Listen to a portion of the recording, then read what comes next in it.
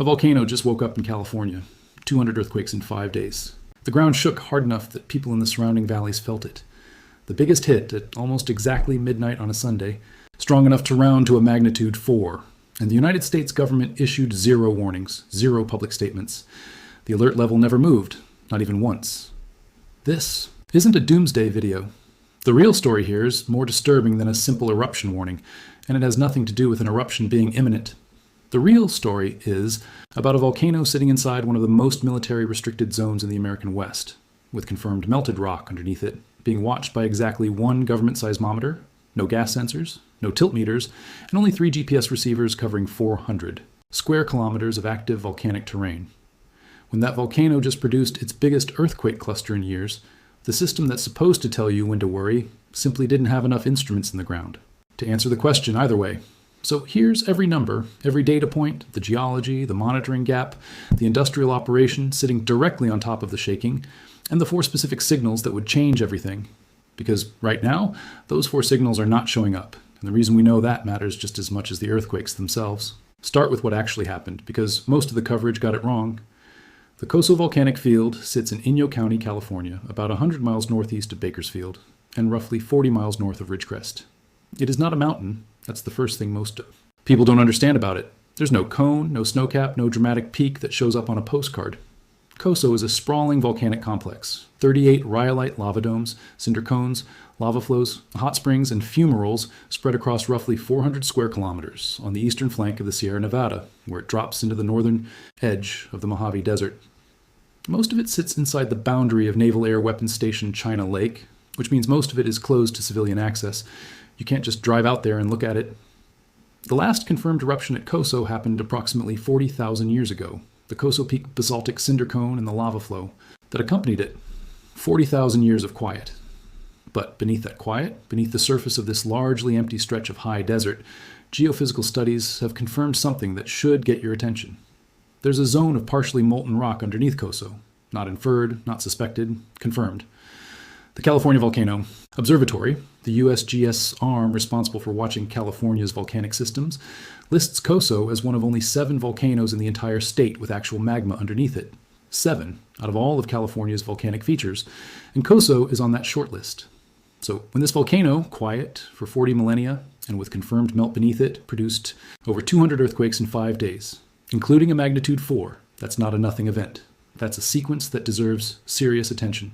The question is whether it deserved a public warning, and to answer that you need to understand exactly what happened, because the shape of what happened is everything. Between August 20th and August 25th, 2026, the USGS cataloged over 200 earthquakes beneath the Coso volcanic field. That number is just the public network count. We'll come back to why the real number is almost certainly 10 times higher. Using the public catalog, the sequencing went like this. Thursday, August 20th, produced 16 cataloged events. Friday jumped to 52, a sharp spike that would catch any monitoring scientist's attention. Then Saturday collapsed. 9 events, an 80% drop back down near ordinary background levels. If you were watching the catalog Saturday evening, you'd have concluded the episode was probably over. Swarms do that. They flare and they fade. Then Sunday came. Sunday produced 116 earthquakes, more than double the peak of the first pulse, and every single one of the sequence's 4 largest earthquakes arrived inside that second surge. 3 of the 4 biggest events in this entire swarm happened inside a 78-minute window in the middle of Sunday night. The largest earthquake of the entire sequence struck just before 1 a.m. Pacific time. Its moment magnitude, computed from data gathered from 40 separate seismic stations with an azimuthal gap of just 35 degrees and a location error of only 0.18 seconds, came in at 396, which rounds to 4.0 in every practical application. Its depth was 2.83 kilometers. 80 seconds later, a magnitude 3.36 hit at 2.55 kilometers depth. 77 minutes after that, a magnitude 3.51 struck at 2.78 kilometers. 3 magnitude 3 plus earthquakes in 78 minutes at a volcano with confirmed magma underneath it, and the government said nothing. Here's why the shape of this swarm matters as much as the raw numbers. In seismology, there are 2 fundamentally different kinds of earthquake sequences, and they tell you completely different things about what's happening underground. The first is what you see after a single main shock, a standard earthquake that breaks a fault. After that event, the crust relaxes in a predictable way. Aftershocks decay according to what seismologists call Omori's law, established more than a century ago. The rate of aftershocks falls off as the inverse of the time elapsed since the main shock. Fast at first, then slower still. Always decaying, always downward. It's one of the most reliable patterns in all of seismology. COSO did not do that. The magnitudes in the sequence didn't start high and decay. They climbed over time, 1.93, then 2.98, then 3.29, then 3.96, with the largest arriving 72 hours after the sequence began. The sequence stopped, appeared to end, then restarted at more than double the intensity. That's the textbook definition of a swarm rather than a main shock sequence, and it means something specific about the underlying physics. A decaying aftershock sequence is a single stress release relaxing. A swarm that stops, restarts, and escalates is a driven process, something applying stress repeatedly, in pulses, rather than something that broke once and is settling down. That distinction matters because driven processes have a cause that's still active. The question in August 2026 was what that cause was. Now the geometry, and this is the part almost nobody reported.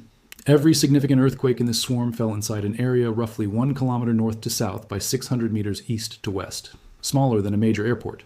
200 earthquakes in 5 days, all coming out of a patch of crust you could walk across in about 10 minutes.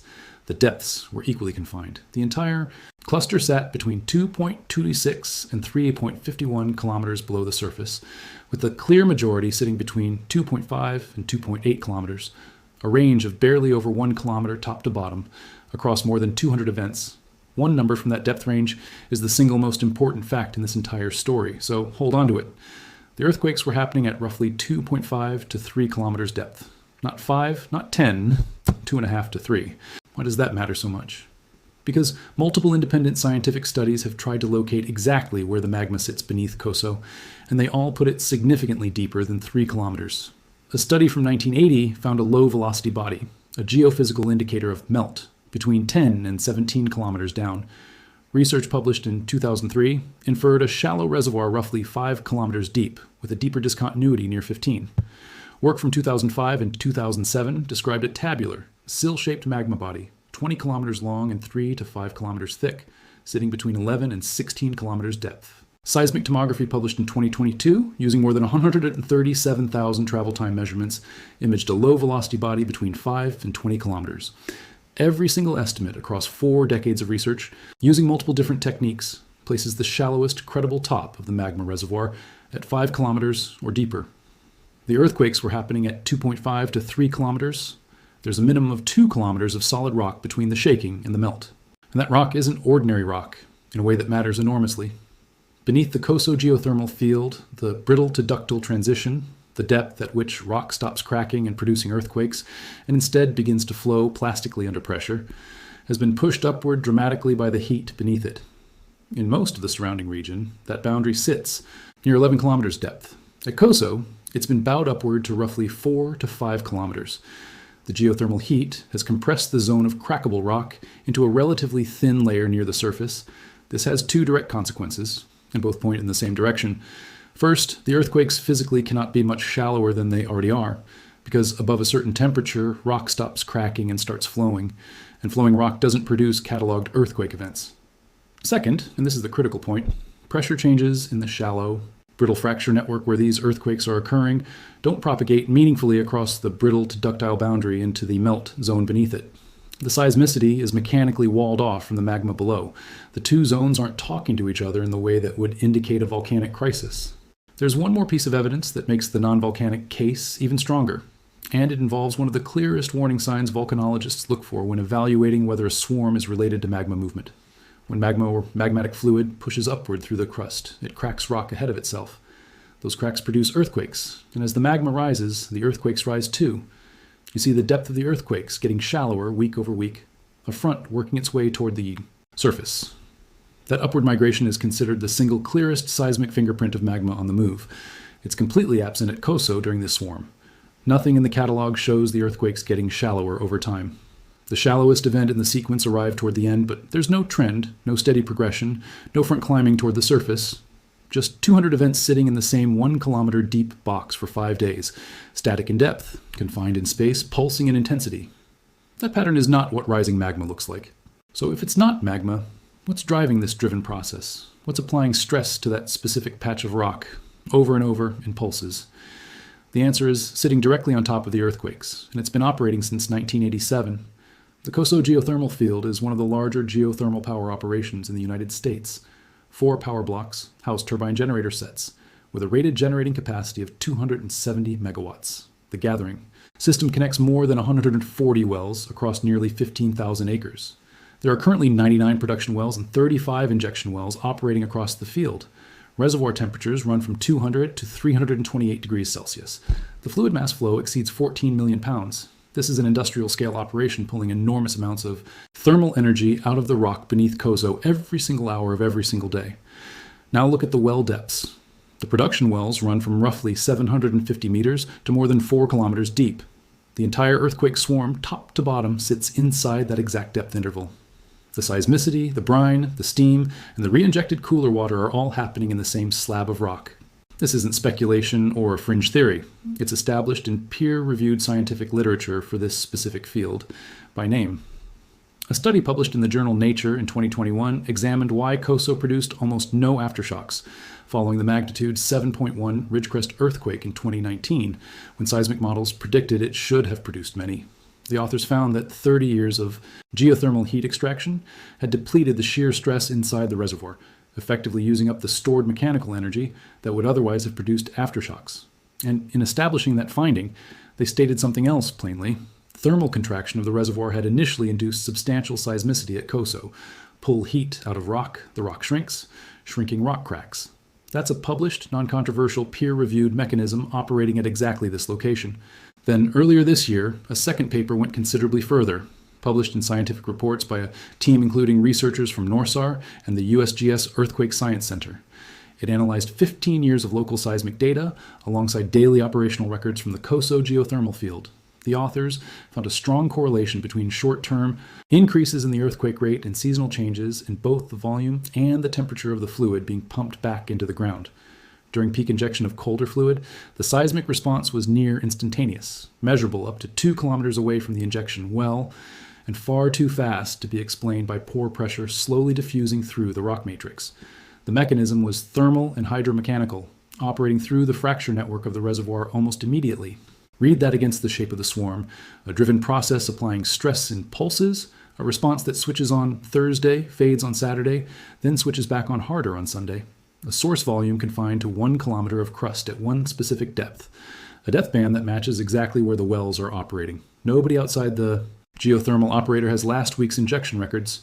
That data isn't public, so this can't be stated as proven fact. But of the available explanations, it's the one that accounts for the two-pulse structure, the extreme spatial confinement, the depth, and the timing all at once. The geothermal operation is the most coherent explanation for what the catalog actually shows. One additional data point sharpens the picture. The output of the COSO geothermal field has roughly halved over its operational lifetime. From a rated capacity of 270 megawatts and a peak around 302, it now generates approximately 145 megawatts. That decline is the signature of a rock body that's been substantially cooled over nearly 4 decades of extraction. The thermal energy reservoir is depleting. And as it's depleted, the ground at COSO has been sinking. Satellite radar measurements from the 1990s recorded subsidence across roughly 50 square kilometers at up to 3.5 centimeters per year. More recent measurements show maximum subsidence continuing at up to 15 millimeters per year. For as long as anyone has been able to measure it, COSO has been going down. Volcanoes preparing to erupt go up. Now the part that should genuinely concern you. Even if you accept every piece of scientific reasoning above, even if the alert staying at normal was the correct call, even if the geothermal explanation is right, there's a question none of the scientific reasoning fully answers. How confident can we actually be in that conclusion, given the instruments that are actually in the ground? The USGS operates exactly one seismometer near the COSO volcanic field. It was installed in 2001. The deformation monitoring network consists of 3 continuous GPS receivers. There is no gas monitoring at COSO, no tilt meters, no strain meters. Compare that to Long Valley Caldera, another California volcanic system located roughly 200 kilometers north. Long Valley has 46 GPS receivers and 9 tilt meters. That's the difference between a world-class monitoring network and a skeleton crew of instruments covering 400 square kilometers of active volcanic terrain. The USGS confirms that during the week of August 17th to August 23rd, 67 earthquakes greater than magnitude 1 were recorded in the Coso volcanic field, with the largest at magnitude 4.0 occurring as part of a tightly clustered swarm. That number, 67 events above magnitude 1, is the public network figure. Monitoring conducted by the U.S. Navy using their own downhole and surface seismometers suggests there are commonly small to moderate earthquakes associated with the geothermal resource, resolving events down to magnitude negative 0.5. That means the Navy's private network at Coso can detect earthquakes hundreds of times smaller than what the USGS public catalog picks up. The real number of earthquakes last week was almost certainly not 200. It was almost certainly an order of magnitude higher. That finer catalog exists. It's just not public. Now go back to the California Volcano Observatory's own published decision process for evaluating whether a swarm represents volcanic risk. Their own documentation describes a 4-step triage. Which stations does the signal appear on? What are the depth, location, and character of the signals? Sharp and distinct, indicating rock breaking, versus broad and wobbly, indicating fluid or magma moving. Then the 3rd step, the one that actually discriminates between magma and everything else, what do the other data streams show? In the observatory's own words, magma pushing into the subsurface has to displace the rock around it, which causes measurable ground deformation. The gases that accompany rising magma have to come out somewhere, producing detectable changes at surface vents and fumaroles. If neither of those signals shows up, the source either isn't magmatic or isn't going anywhere. At Coso, deformation is monitored by 3 GPS receivers across 400 square kilometers. Gas is not monitored at all. The observatory's own 3rd step, the one that actually makes the eruption versus not eruption call, depends on instruments that are either present in bare minimum numbers or absent entirely. The California Volcano Observatory's most recent weekly update, issued August 25, 2026, confirmed all California volcanoes at normal background levels of seismicity and deformation. That conclusion is probably correct, but the reason it should be stated explicitly rather than simply assumed is that the instrument network at Coso is thin enough that certain warning signals would be difficult or impossible to catch in their earliest stages. There's a partial answer to this monitoring gap, and it matters. The threat ranking for Coso isn't arbitrary. The USGS uses a 24-criterion assessment combining hazard factors with exposure factors to determine how heavily a volcano needs to be monitored. Coso scores 55 and ranks 72nd out of 161 American volcanoes in the moderate band. The population within 10 kilometers of the field is 370 people. Within 100 kilometers, it's just under 72,000. Much of the field is inside a restricted military installation. Coso is monitored roughly in proportion to what it can actually do to people if something goes wrong. That's a defensible position. Monitoring resources are finite and have to go somewhere. But here's the problem with that. Defense in this specific case, the USGS itself has published what an eruption at Coso would look like and what would come before one. The language in their own hazard documentation is specific. Earthquakes would precede any eruption. Weeks to months of heightened earthquake activity and ground deformation would probably precede a future eruption. Because the region is geothermally active, an eruption would likely begin with a series of low-level steam blasts before any magmatic material reached the surface. Read that carefully. Earthquakes preceding an eruption is a necessary condition for the warning system to work, but it isn't a sufficient one. The stated precursor package is weeks to months of elevated seismicity, combined with ground deformation. 5 days of shallow shaking with no deformation signal is not that package. It isn't close to that package. And to put this swarm in its proper historical context, it isn't even the biggest thing Coso has done in recent years. In July 2019, after the magnitude 7.1 Ridgecrest earthquake struck less than 40 miles away, the Coso field was producing roughly 600 magnitude 1 or greater earthquakes per day, about 1,600 events in the 2 days. Immediately after July 8th, 12 of which reached magnitude 3, with the 2 largest at magnitude 4.1. Last week's swarm ran at about 1/15 of that daily rate, and its largest event was slightly smaller than those 2019 peaks. 7 years later, Coso is doing a significantly smaller version of what it did in 2019, and nothing about the intervening period suggests a buildup towards something larger. So, where does that leave us? The swarm was real. It was unusual in its structure. The 2-pulse pattern, the escalating magnitudes, the spatial confinement, all of that is worth taking seriously. But the evidence pointing away from a magmatic cause is strong. It comes from multiple independent lines. The earthquakes are sitting 2 kilometers above the shallowest possible magma position. They're on the wrong side of the brittle to ductile boundary that prevents shallow pressure signals from reaching the melt zone below. They're at exactly the same depths as the wells in one of America's largest geothermal operations. There's no upward migration. There's no ground deformation signal. There's no change at the fumaroles. The alert level stayed at normal because the available data supports normal. As of August 25th, 2026, the California Volcano Observatory confirmed all California volcanoes remain at normal alert level, green aviation color code. But 4 things would change this assessment completely. And these are the 4 signals everyone watching this situation needs to know. The first is deformation. If those 3 GPS receivers start showing inflation, ground swelling upward instead of the long-running subsidence measured for decades, that's a signal that matters more than any earthquake count. Swelling ground means something underground is expanding, and at a volcanic field, expansion means fluids or magma on the move. The GPS network isn't dense at COSO, but it's there, and it's recording continuously. The second is a change in the character of the earthquakes themselves. Right now, the signals coming from COSO are sharp and distinct, the seismic signature of brittle rock fracturing. If that character changes, if the signals become broad and wobbly and prolonged, the kind of low-frequency events that indicate fluid or magma moving through a crack rather than rock breaking, or if continuous harmonic tremor begins. That's a fundamental change in what the subsurface is doing. Both of those signal types preceded the 1980 eruption at Mount St. Helens by months.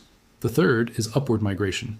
If future earthquakes begin appearing systematically shallower than the current 2.5 to 3 kilometer cluster, if there's a detectable front working its way toward the surface week over week, rather than sitting in the same box, that's the single clearest seismic fingerprint of magma and motion. The fourth is any change at the surface. COSO has fumaroles and hot springs. If those show new openings, higher temperatures, or stronger or different gas emissions, any change from their current baseline, that's direct evidence of something changing in the hydrothermal system above the magma reservoir. There's a 5th signal too, and it's procedural rather than geological. If the California Volcano Observatory issues an information statement specifically about COSO, that's the system telling you scientists have moved from watching to actively concerned. The observatory has a published protocol. An information statement comes before any alert level change. No information statement has been issued. When one is, it will be public, and it will be the earliest official indicator that something has changed. Right now, none of those 5 things are happening. The science behind the silence is solid. But here's the reason to say all of this out loud, rather than simply accepting the silence and moving on. At COSO, the margin for error is thinner than at almost any other volcano on the California list. 3 GPS receivers and no gas monitoring is not a network that catches subtlety early. It happened to be adequate this time, because this swarm displayed its non-magmatic character clearly in the earthquake catalog alone. The depth was wrong for magma. The pattern was wrong for magma. The deformation was absent. It was legible from the seismology alone without needing gas data or dense GPS. The next swarm might not be so legible. There may come a sequence where the depth is ambiguous, where the GPS is showing something 3 stations can't clearly resolve as inflation or noise, where the absence of gas data isn't a secondary concern but the central uncertainty. When that day comes, the conversation about what COSO is and how little the public network actually watches it will matter enormously. The earthquakes last week were almost certainly not a volcanic warning, but they were absolutely a warning about something else, about how thin the margin is between knowing and not knowing, at a volcano with confirmed melt underneath it, sitting inside a restricted military installation in the California desert, watched by one federal seismometer that's been in the ground since 2001. Watch show the catalog. If any of those 4 signals changes, that's when this conversation changes with it. And until one of them does, the honest answer is that the government's silence was probably the right call. Not because nothing is happening underground at COSO, but because what's happening there right now has a name, and that name is geothermal, not magmatic.